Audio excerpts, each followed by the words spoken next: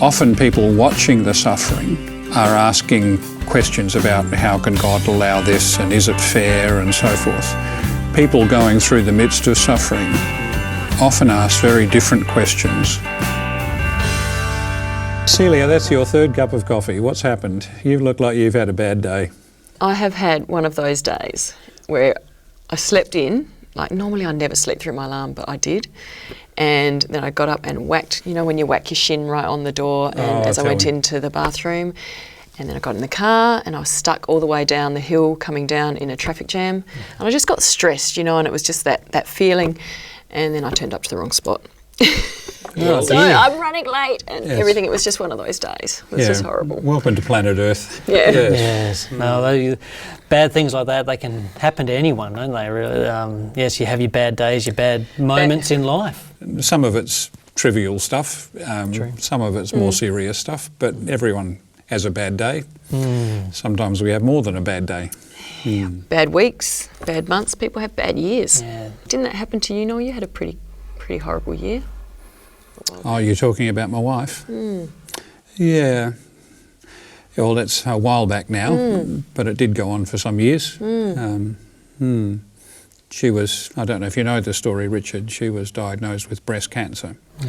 And fairly quickly after being given the all clear, she was then diagnosed as terminally ill. So the gap between having been given the all clear to when she died was very quick in the end. But yeah, I wouldn't want to live through all those years all over again. Yeah. Did it change any of your friendships? Like I've found that sometimes before where some people don't really necessarily cope with other people going through hard times. They don't know what to do. Oh, that'd be true. Yeah, I think particularly in cases like cancer and terminal cancer, people don't quite know what to say. Some people are a bit frightened. Some people are a bit scared. Well, especially if you haven't gone through it yourself. Yeah. A friend of mine whose relationship broke down found the same sort of thing, that she had a lot of people just sort of step back and not know what to say, not know how to treat her anymore. And so rather than deal with it, they just disappeared. And she found that really difficult. So what were some things that helped you through those times? People being present helped, but not always trying to explain, you know, just being present helped. It reminds me of a story in the Bible on Job. And he was a man that went through some excruciating suffering. And he had a couple of his friends came along and with all good intentions and wanting to try and help. But through their conversations, they were just trying to explain what was actually going on to him. And why? And that he should change or do something he's done wrong. And from reading those stories, it didn't actually help. So it didn't help Job's situation. Is that what it actually you're made kind it of saying? worse. Yeah, that's what I'm kind of saying. My wife, I've remarried, obviously. So my wife now has done advanced training in palliative medicine as a doctor. So caring for people who are terminally ill, caring for dying patients. And she would sometimes say in a training seminar to people, don't just do something, sit there. We think... So that whole reverse of yeah, what we tell everybody. Yeah. It's very important just to be present, just to be able to sit with a person. And yes, sometimes to be able to do stuff practically, care for the children if they need that sort of care, or do some practical stuff. But often it's just sitting with people and being available to them. I snapped my Achilles about 4 or 5 years ago now. And a lot of things I guess I learnt from that, but one of them was that the practical help was really important. And for me, I'm a bit of a control freak and don't like asking people for help, and that's just not my character. But the fact that I was completely, you know, bedridden, couldn't walk, couldn't do anything, I had to ask for help. And, you know, that was confronting initially, but probably also a bit humbling as well, that, you know, and people were more than willing to, and for them to have something to do. I had meals brought to me, you know, people helped out with the kids, taking them everywhere and things like that. So that to me also showed a lot of things that, yes, you can accept help. People are great. And the other part of it was that life goes on. Life goes on even though you're not controlling it, even though you're not in the driver's seat, that the world goes on without you. And that, for me, was a really important lesson, I guess. I know when I've gone through suffering times and I look back on them, they're often the times I've learnt the most as well about who I am and about where do I go in life. It's not necessarily the good times or the best times, it's actually the suffering times where I've learnt about, maybe humility or patience or to rely on others. And so it's never really been, sometimes when I'm going through suffering, about why me. Normally that's been a question of someone from the outside kind of looking back and... Did you ever feel that, Noel, in your situation? To be honest, no. Really?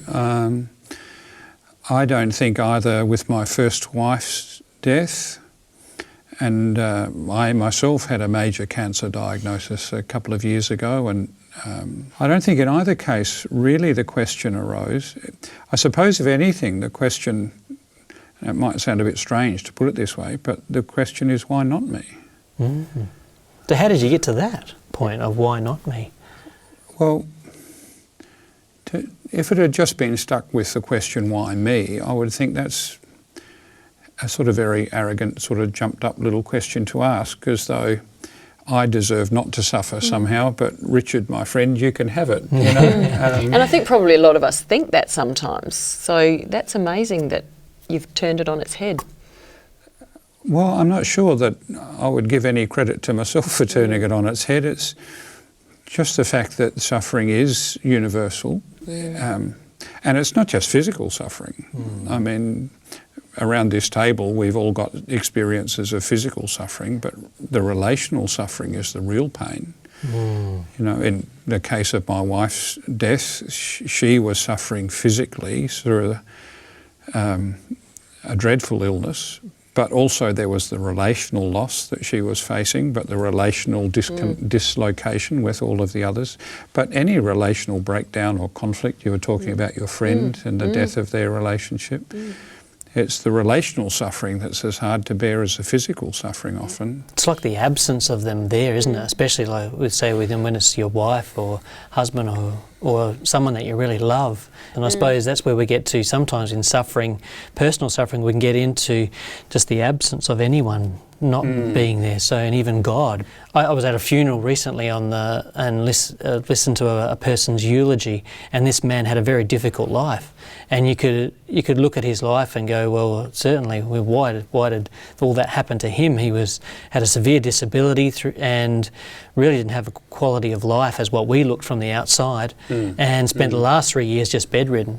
But in his statement, a eulogy, an obituary, he pointed out that it wasn't about me. He never asked the why me question. He was very grateful for living and for being there and what he could do. And his question, similar to yours, Noel, was, well, why not me? I think it is true, isn't it, that people going through the midst of suffering often ask very different questions from those asked by people who are watching. So often people watching the suffering are asking questions about how can God allow this and is it fair and so forth. But often people in the middle of suffering are experiencing something very different, and they're actually wanting a God to hang on to rather than a God to justify themselves. They just want to know who's there with me. Who's there who's with me? walking with me? Who's walking with me? Yeah. And like this guy, reading his obituary, for him, God was with him the whole way through, and that's what he believed in, and it gave him the joy and hope to get through whatever he was facing in his life. So I know that's been for me too, my faith in Jesus, and knowing that even when I don't even know that feel that he's there or believe that he's there, he is there, helping me and guiding me through those tough times. It's about that perspective, isn't it? It is. And sometimes the bad days actually help us. They give us a bit more of a different perspective, yes. don't they? Yeah, you can look back on that and say, at least tomorrow won't be as bad as today. Yeah, absolutely.